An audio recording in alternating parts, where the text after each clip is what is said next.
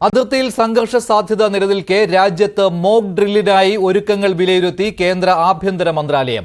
രാജ്യത്തെ 244 ജില്ലകളിൽ നാളെ നടക്കുന്ന മോക്ക് ഡ്രില്ലിൽ എറണാകുളവും തിരുവനന്തപുരവും ഉൾപ്പെടുന്നു. 24 മണിക്കൂറിനിടെ ദേശീയ സുരക്ഷാ ഉപദേഷ്ടാവ് അജിത് ഡോവൽ പ്രധാനമന്ത്രി നരേന്ദ്രമോദിയുമായി രണ്ടാം തവണയും കൂടിക്കാഴ്ച നടത്തി. ഐക്യരാഷ്ട്രസഭ സുരക്ഷാ സമിതി യോഗത്തിൽ ഒറ്റപ്പെട്ട പാകിസ്ഥാൻ ഏത് നിമിഷവും ഇന്ത്യ സൈനിക ആക്രമണം നടത്തിയേക്കാമെന്ന പ്രതികരണവുമായി രംഗത്തെത്തുകയും ചെയ്തു. കൂടുതൽ വിവരങ്ങളുമായി രാകേഷ് ചേരുകയാണ് ന്യൂസ് ഡെസ്കിൽ നിന്ന്. രാകേഷ്, ഏറ്റവും പ്രധാനപ്പെട്ട കാര്യം നാളെ മോക്ക് ഡ്രിൽ നടത്തുന്നതിനുള്ള കേന്ദ്ര ആഭ്യന്തര മന്ത്രാലയത്തിന്റെ ഒരുക്കങ്ങളാണല്ലോ. എന്തൊക്കെയാണ് കേന്ദ്ര ആഭ്യന്തര മന്ത്രാലയത്തിന്റെ ഇതേക്കുറിച്ചുള്ള വിലയിരുത്തൽ? തിരുവനന്തപുരത്തും കൊച്ചിയിലും ഏത് രീതിയിലായിരിക്കും ഈ മോക്ക് ഡ്രിൽ നടത്തുക? മഞ്ജുഷ, ഇന്ത്യ പാകിസ്ഥാൻ സംഘർഷ സാധ്യത കണക്കിലെടുത്താണ് മോക്ക് ഡ്രിൽ നടത്താനുള്ള നിർദ്ദേശം കേന്ദ്ര ആഭ്യന്തര മന്ത്രാലയം നൽകിയിരിക്കുന്നത്. രാജ്യത്തെ 243 ജില്ലകളിലാണ് മോക്ക് ഡ്രിൽ സംഘടിപ്പിക്കുക. പ്രത്യേകിച്ച് പാകിസ്ഥാനുമായി അതിർത്തി പങ്കിടുന്ന സംസ്ഥാനങ്ങൾ 3 ഗുജറാത്തും പഞ്ചാബും രാജസ്ഥാനും. ഒപ്പം തന്നെ കേന്ദ്രഭരണ പ്രദേശമായ ജമ്മു കശ്മീരും അതിർത്തി പങ്കിടുന്നുണ്ട്. ഇതിന് പുറമെ മറ്റ് സംസ്ഥാനങ്ങളിലെയും ചില ജില്ലകൾ ഈ പട്ടികയിൽ ഉൾപ്പെടുത്തിയിട്ടുണ്ട്. പ്രത്യേകിച്ച് കേരളം എടുക്കുകയാണെങ്കിൽ തിരുവനന്തപുരവും കൊച്ചിയും തന്ത്രപ്രധാനമായ ജില്ലകളാണ്. സദേൺ നാവൽ കമാൻഡും ഒപ്പം തന്നെ എയർഫോഴ്സ് കമാൻഡും ഒക്കെ തന്നെ ഈ 2 ജില്ലകളാണ് സ്ഥിതി ചെയ്യുന്നത്. അതുകൊണ്ട് തന്നെ ഈ 2 ഇടങ്ങളിലും സമാനമായ രീതിയിൽ മോക്ക് ഡ്രിൽ സംഘടിപ്പിക്കാനുള്ള നിർദ്ദേശമുണ്ട്. ഇന്നേതായാലും ആഭ്യന്തര സെക്രട്ടറിയുടെ അധ്യക്ഷതയിൽ യോഗം ചേർന്നു. ചില സംസ്ഥാനങ്ങളിലെ ചീഫ് സെക്രട്ടറിമാരൊക്കെ തന്നെ ഓൺലൈനായി യോഗത്തിൽ പങ്കെടുത്തു. അതിർത്തിയിലെ സാഹചര്യം വിലയിരുത്തി ചില അതിർത്തിയിൽ നിന്നെങ്കിലും ആളുകളെ ഒഴിപ്പിക്കേണ്ടതുണ്ട്, അക്കാര്യങ്ങൾ ചർച്ച ചെയ്തു. ഒപ്പം തന്നെ ഈ മോക്ക് ഡ്രിൽ അടക്കമുള്ള കാര്യങ്ങളും ഈ യോഗത്തിൽ ഏതായാലും ചർച്ചയായി. അങ്ങനെ എല്ലാ വിധത്തിലുള്ള മുന്നൊരുക്കവും നടത്തുകയാണ് ഇന്ത്യ. ഇത്തരത്തിലുള്ള നീക്കങ്ങൾ രാജ്യത്തിന്റെ ഭാഗത്ത് നടക്കുന്നതിനിടെയാണ് പാക് പ്രതിരോധ മന്ത്രിയുടെ പ്രസ്താവന ഇപ്പോൾ ഏറെ ചർച്ചയായിട്ടുള്ളത്. അതായത് ഏത് നിമിഷവും സൈനിക നീക്കം ഇന്ത്യയുടെ ഭാഗത്തുണ്ടാകാം, LOCയിൽ ഇന്ത്യ ആക്രമണം നടത്തിയേക്കാമെന്ന പ്രതികരണമാണ് ഇപ്പോൾ പാക് പ്രതിരോധ മന്ത്രി ഖാജ ആസിഫ് നടത്തിയിട്ടുള്ളത്. ഇത് 2ാം തവണയാണ് ഇത്തരത്തിൽ പാകിസ്ഥാൻ ഒരു മന്ത്രി ഇത്തരത്തിലൊരു പ്രസ്താവന നടത്തുന്നത്. കാരണം രാകേഷ്, അതുപോലെ തന്നെ മറ്റൊരു കാര്യം കൂടി സംഭവിച്ചിരിക്കുന്ന ഐക്യരാഷ്ട്രസഭയുടെ സുരക്ഷാ സമിതിയിൽ ഇന്ത്യക്ക് അനുകൂലമായിട്ടാണല്ലോ അംഗരാജ്യങ്ങളുടെ പ്രതികരണം വന്നിരിക്കുന്നത്. പാകിസ്ഥാൻ പതിവ് വാദം അവിടെ ഉന്നയിക്കുകയായിരുന്നു പഹൽഗാം ആക്രമണത്തിൽ പങ്കില്ല എന്ന്. പക്ഷേ ചോദ്യശരങ്ങളായിരുന്നില്ലേ പാകിസ്ഥാന് നേരെ ഉയർന്നത്?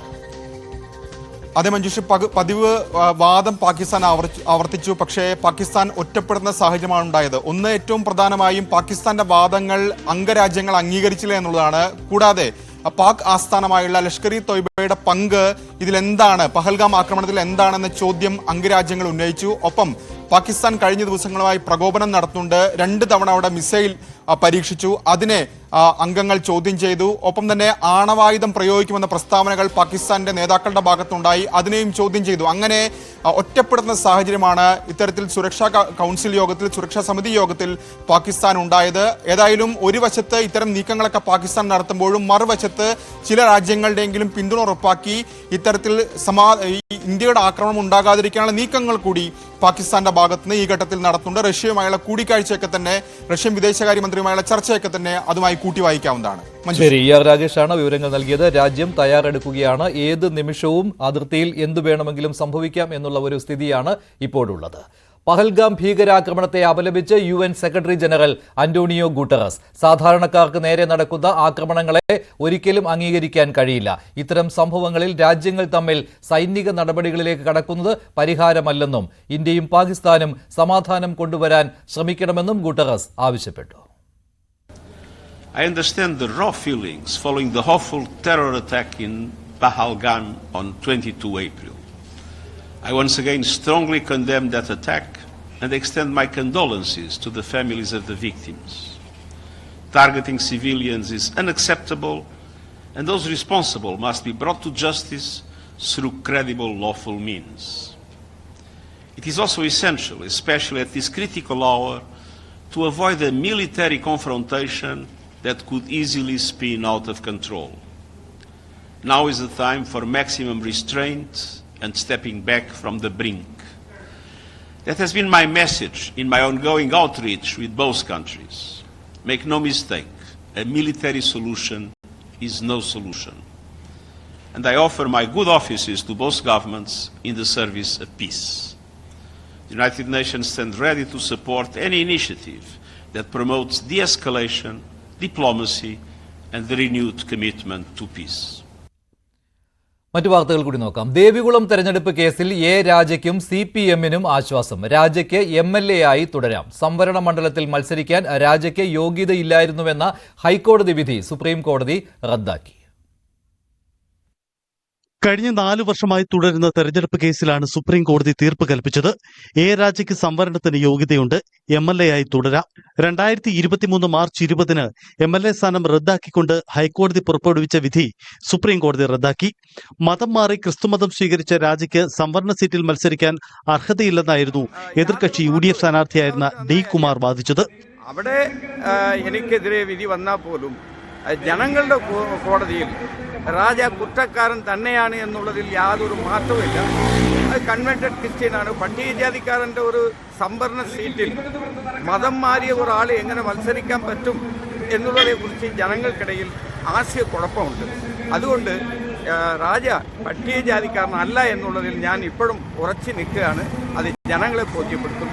ജനകോടതിയിൽ ഞാൻ 1992 മതം മാറുകയും ഇപ്പോഴും ക്രിസ്തുമത വിശ്വാസിയായി തുടരുന്നയാളുമാണ് രാജയും കുടുംബാംഗങ്ങളുമെന്നായിരുന്നു D. കുമാറിന്റെ വാദം.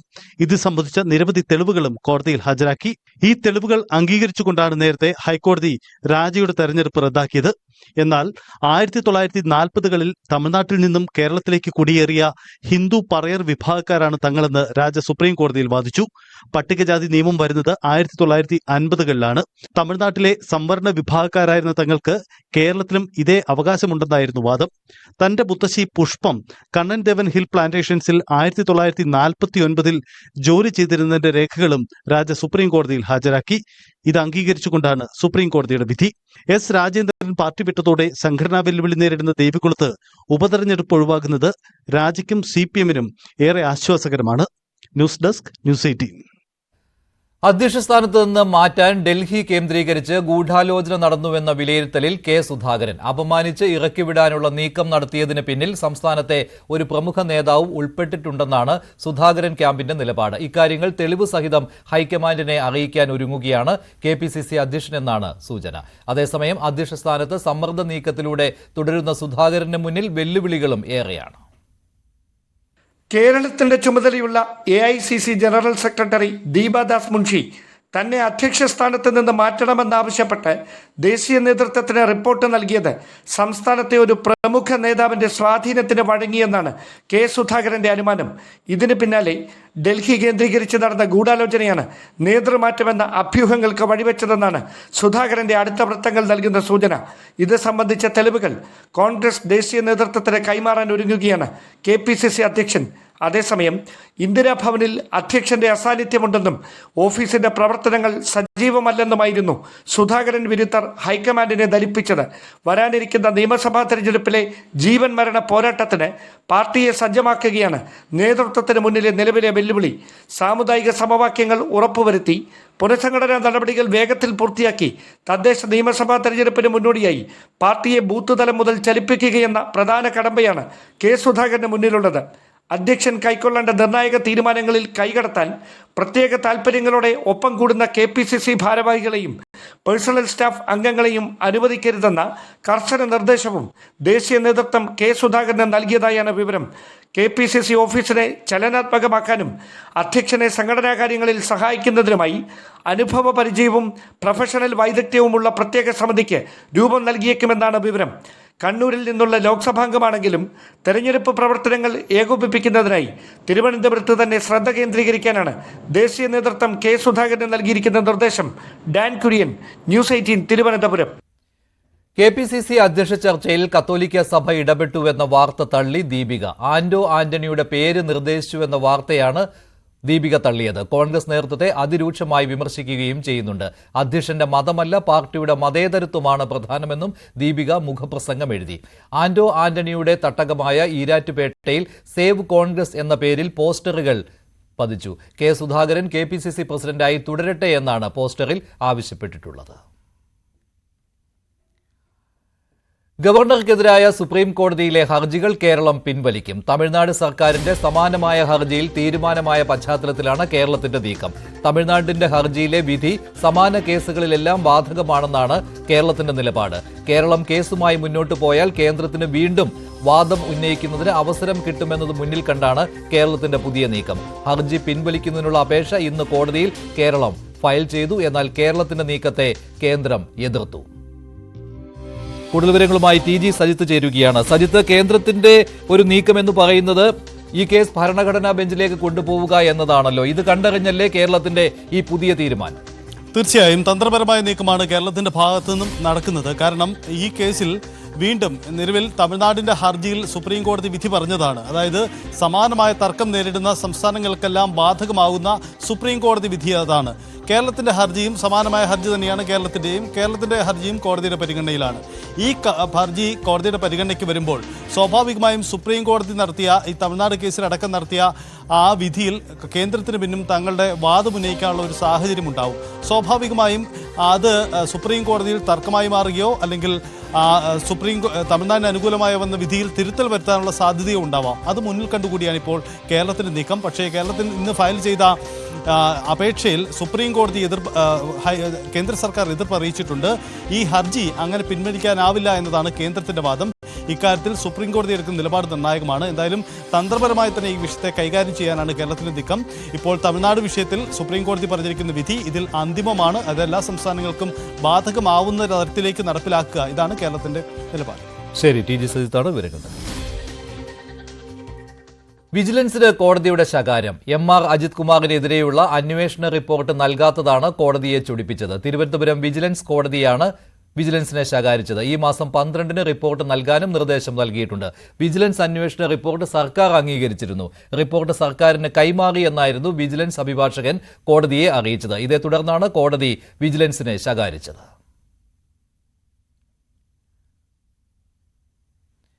ഏഴുവയസ്സുകാരി പേവിഷബാധയേറ്റ് മരിച്ചതിന്റെ നടുക്കം മാറും മുൻപേ കൊല്ലത്ത് വീണ്ടും തെരുവു നായയുടെ ആക്രമണം. 2 വയോധികർക്ക് കടിയേറ്റു. പൂയപ്പള്ളി മയിലോട് നെല്ലിപ്പറമ്പിലാണ് നായയുടെ ആക്രമണമുണ്ടായത്. പേവിഷബാധയേറ്റ് 7 വയസ്സുകാരി മരിച്ച് മണിക്കൂറുകൾക്കകമാണ് കൊല്ലത്ത് വീണ്ടും തെരുവ് നായ ആക്രമണം ഉണ്ടായത്. പൂയപ്പള്ളി നെല്ലിപ്പറമ്പിലാണ് തെരുവ് നായ്ക്കൾ 2 വയോധികരെ കടിച്ചത്. നെല്ലിപ്പറമ്പ് സ്വദേശിനി സരസ്വതിയമ്മ, രാജേന്ദ്രൻ എന്നിവരാണ് ആക്രമണത്തിനിരയായത്. ഇരുവർക്കും കണ്ണിലും തലയിലുമാണ് കടിയേറ്റത്. മുറ്റമടിച്ചുകൊണ്ടിരുന്ന സരസ്വതി അമ്മയെ തെരുവ് നായ്ക്കൾ കൂട്ടത്തോടെ എത്തി ആക്രമിക്കുകയായിരുന്നു. നാട്ടുകാർ ഓടിക്കൂടിയതോടെയാണ് നായ്ക്കൾ ഓടിമറിഞ്ഞത്. രാജേന്ദ്രൻ ഉണ്ണിത്താൻ റോഡിലൂടെ നടന്നു പോകവെയാണ് നായ്ക്കൾ ആക്രമിച്ചത്. നിലത്ത് വീണതോടെ തലയിലും നെറ്റിയിലും തുടയിലും കടിയേറ്റു.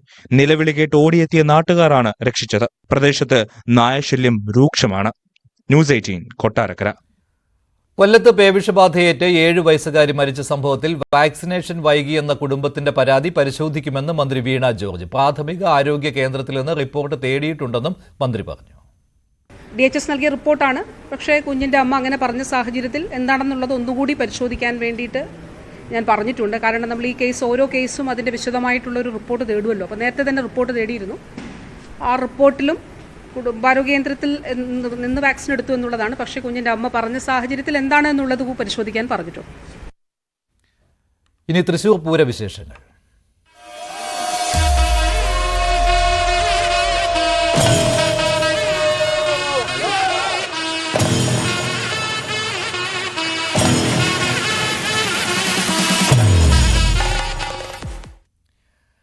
ആചാരപ്പെരുമയിൽ തൃശൂർ പൂരം കൊട്ടിക്കയറുകയാണ്. ഇപ്പോൾ നടക്കുന്നത് തിരുവമ്പാടിയുടെ മഠത്തിൽ വരവാണ്. ഒപ്പം പാറമേക്കാവിന്റെ എഴുന്നള്ളത്തും പുരോഗമിക്കുകയാണ്. ഇനി നടക്കാൻ പോകുന്നത് പാറമേക്കാവിന്റെ ഇലഞ്ഞിത്തറ മേളം. ഒപ്പം ശ്രീമൂലസ്ഥാനത്ത് തിരുവമ്പാടിയുടെ മേളവും തുടങ്ങും.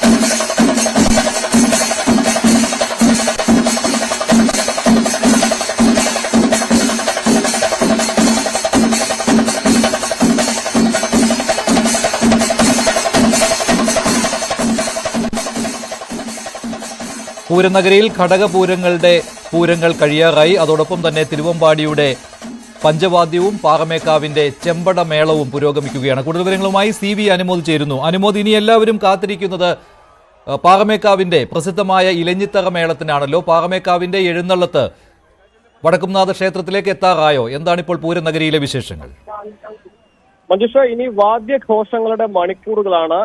ഇനി ഘടകപൂരങ്ങൾ വടക്കുനാഥനെ വന്നിച്ച് മടങ്ങുന്നതോടെ വാദ്യഘോഷങ്ങളോടെ തിരുവമ്പാടി പാറമേക്കാവ് വിഭാഗങ്ങളുടെ എഴുന്നള്ളത്ത് ആരംഭിക്കും. നമ്മളിപ്പോൾ കാണുന്നത് പാറമേക്കാവിന്റെ പുറത്തേക്കുള്ള എഴുന്നള്ളത്താണ്. അവിടെ ഒരു മിനി കുടമാറ്റം നടക്കും. ഈ വാദ്യ മേളം പുരോഗമിക്കുന്നതോടൊപ്പം തന്നെ അതിനുശേഷം വടക്കുന്നാഥ സന്നിധിയിലേക്ക് ചെമ്പട കൊട്ടി പാറമേക്കാവിലമ്മ എഴുന്നള്ളുന്നു. പാറമേക്കാവിലമ്മ വടക്കുന്നാഥ സന്നിധിയിലെത്തി ഇലഞ്ഞിത്തറ ചുവട്ടിൽ നിന്ന് അവിടെ ഇലഞ്ഞിത്തറ മേളം 2:30 ആരംഭിക്കും.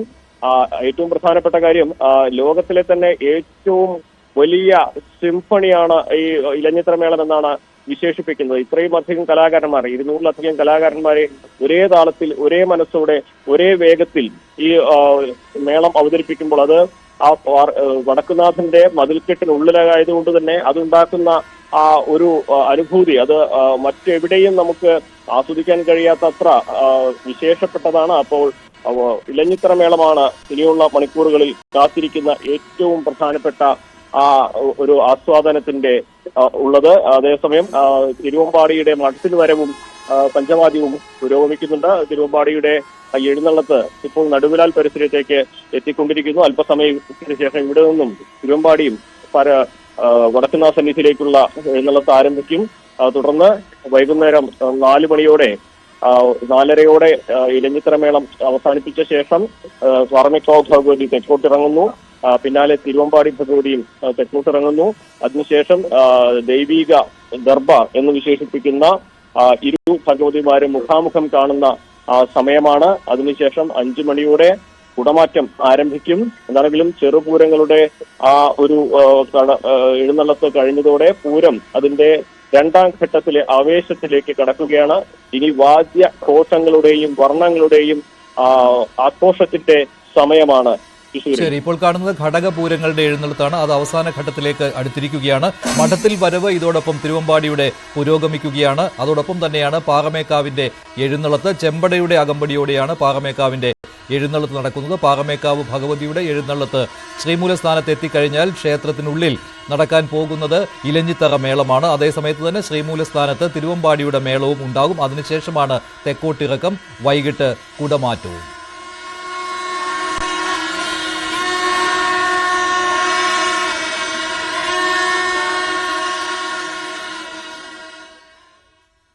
ജഡ്ജിമാരുടെ സ്വത്ത് വിവരങ്ങൾ ആദ്യമായി പുറത്തുവിട്ട് സുപ്രീം കോടതി. ജുഡീഷ്യറിയുടെ സുതാര്യത ഉറപ്പാക്കുന്നതിന്റെ ഭാഗമായാണ് ചീഫ് ജസ്റ്റിസ് സഞ്ജീവ് ഖന്ന ഉൾപ്പെടെ 21 ജഡ്ജിമാരുടെ സ്വത്ത് വിവരം പുറത്തുവിട്ടത്. 120 കോടിയുടെ നിക്ഷേപമുള്ള ജസ്റ്റിസ് KV വിശ്വനാഥനാണ് ഏറ്റവും കൂടുതൽ സമ്പത്തുള്ളത്. കഴിഞ്ഞ മാസം 1-ാം തീയതി ചീഫ് ജസ്റ്റിസ് സഞ്ജീവ് ഖന്നയുടെ അധ്യക്ഷതയിൽ ചേർന്ന ഫുൾ കോർട്ട് യോഗത്തിന്റെ തീരുമാനപ്രകാരമാണ് ജഡ്ജിമാരുടെ സ്വത്ത് വിവര കണക്കുകൾ സുപ്രീം കോടതി വെബ്സൈറ്റിൽ പ്രസിദ്ധീകരിച്ചത്.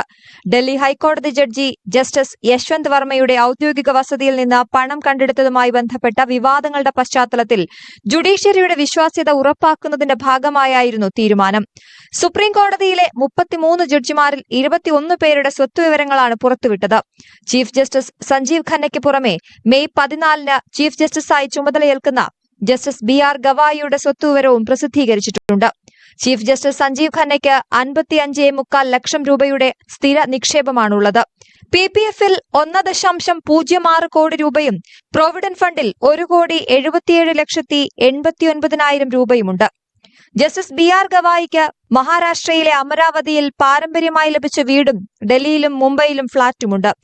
ജനറൽ പ്രോവിഡന്റ് ഫണ്ടിലും PPF-ലുമായി 42.5 ലക്ഷം രൂപയുടെ നിക്ഷേപമുണ്ട്. ജസ്റ്റിസ് KV വിശ്വനാഥനാണ് ജഡ്ജിമാരിൽ സമ്പന്നൻ.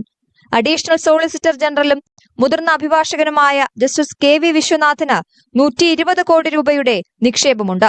2023-ലാണ് KV വിശ്വനാഥൻ ജഡ്ജിയായി നിയമിതനായത്. 15 വർഷത്തിനിടെ 91 കോടി രൂപ KV വിശ്വനാഥൻ നികുതി അടച്ചിട്ടുണ്ട്. ജസ്റ്റിസുമാരായ സൂര്യകാന്ത്, ജസ്റ്റിസ് അഭയ് S. ഓക്ക എന്നിവരുടെ സ്വത്തുക്കളും പ്രസിദ്ധീകരിച്ചിട്ടുണ്ട്. 12 ജസ്റ്റിസുമാർ സ്വത്തുവിവരം പ്രസിദ്ധീകരിച്ചിട്ടില്ല. ഇവരുടെ ആസ്തി വിവരം ഉടൻ പ്രസിദ്ധീകരിക്കുമെന്ന് സുപ്രീം കോടതി അറിയിച്ചു. National desk news 18. വിഴിഞ്ഞം പദ്ധതിക്കായി സഹായിക്കേണ്ട പല ഘട്ടത്തിലും കേന്ദ്രം സഹായിച്ചിട്ടില്ലെന്ന് മുഖ്യമന്ത്രി പിണറായി വിജയൻ. വിദേശ സഹായം പോലും തടയുകയായിരുന്നു. പക്ഷേ കേരളം അതിജീവിച്ചുവെന്നും മുഖ്യമന്ത്രി പറഞ്ഞു.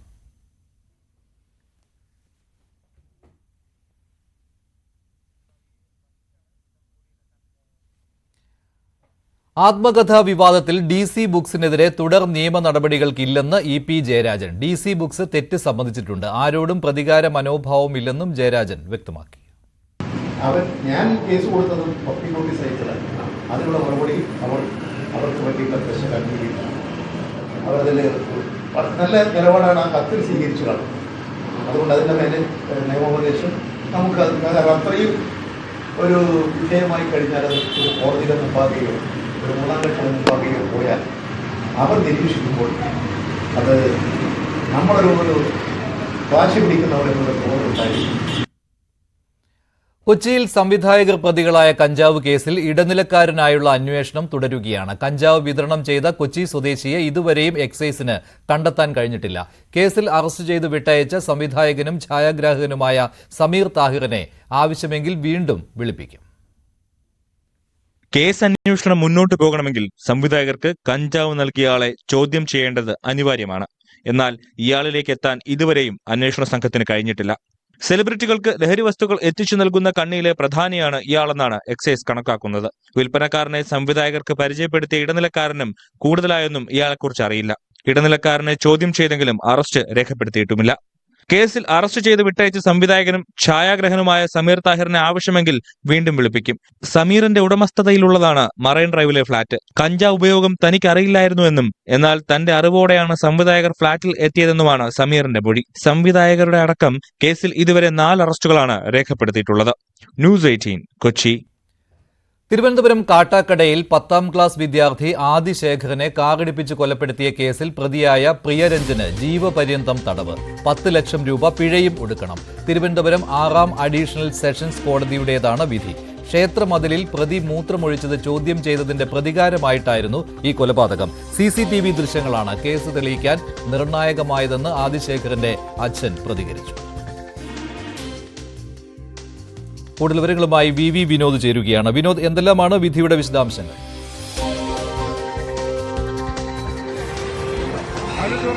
മഞ്ജുഷ, ഇപ്പോൾ അഡീഷണൽ സെഷൻസ് കോടതിയാണ് ഈ കേസിൽ വിധി പറഞ്ഞിരിക്കുന്നത്. ജീവപര്യന്തം തടവും അതോടൊപ്പം തന്നെ 10 ലക്ഷം രൂപ പിഴയും. ഈ പിഴ അടച്ചില്ലെങ്കിൽ 1 വർഷം കൂടി തടവ് ശിക്ഷ അനുഭവിക്കേണ്ടി വരും. 2023 ഈ കേസിനാസ്പദമായ സംഭവം നടന്നത്.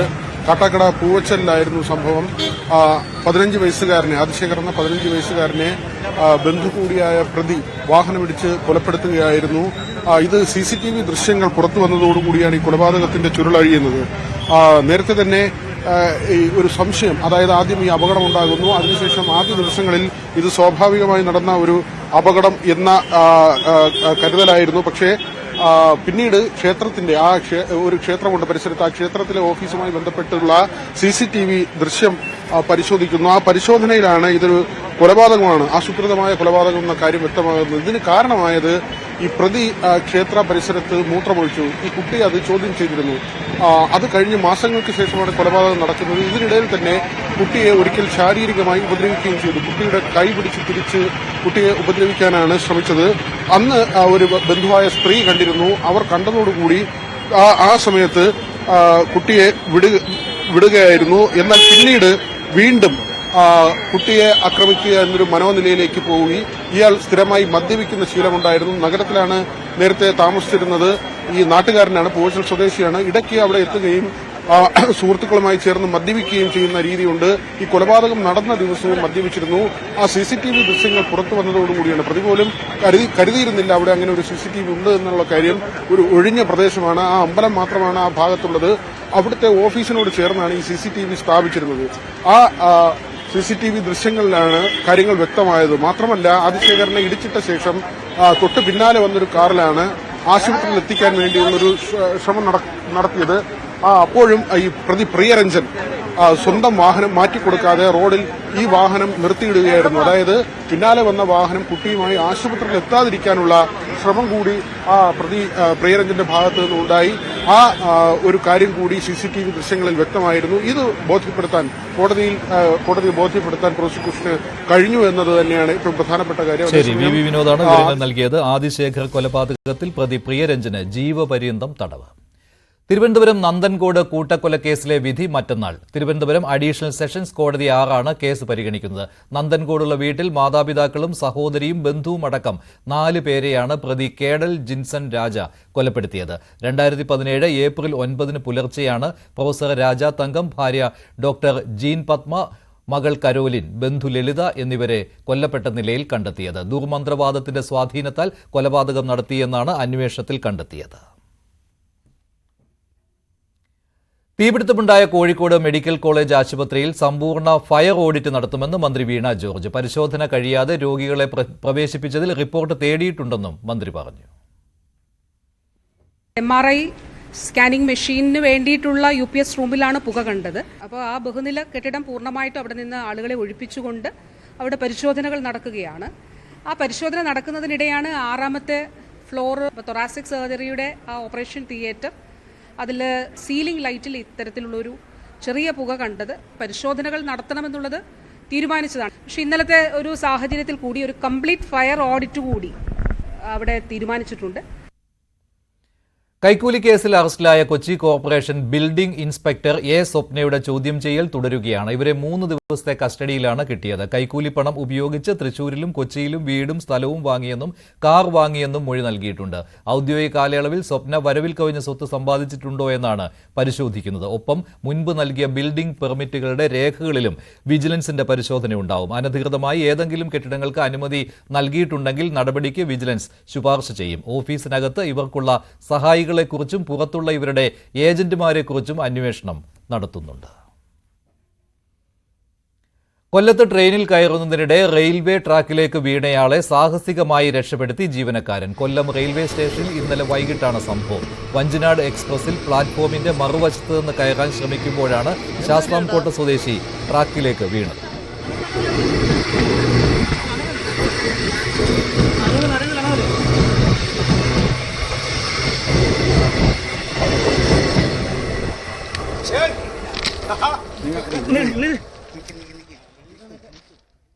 IPL ഇന്ന് കരുത്തരുടെ പോരാട്ടം. മുംബൈ ഇന്ത്യൻസും ഗുജറാത്ത് ടൈറ്റൻസുമാണ് 1ാം സ്ഥാനത്തിനായി പോരാടുന്നത്. 14 പോയിന്റ് വീതമുള്ള മുംബൈയും ഗുജറാത്തും നിലവിൽ 3-4 സ്ഥാനങ്ങളിലാണ്. തുടർച്ചയായി 6 മത്സരങ്ങൾ ജയിച്ച മുംബൈ ഉജ്ജ്വല ഫോമിലാണ്. രാത്രി 7:30 മുംബൈയിലെ വാങ്കഡെ സ്റ്റേഡിയത്തിലാണ് മത്സരം. ഇനി സ്വർണം വെള്ളി നിരക്കുകൾ കൂടി നോക്കാം. കവിത ഗോൾഡ് ആൻഡ് ഡയമണ്ട്സ് ഇന്നത്തെ സ്വർണം വെള്ളി നിരക്കുകൾ നിങ്ങൾക്കായി സമർപ്പിക്കുന്നത് Kavitha gold and diamonds. Choose your special.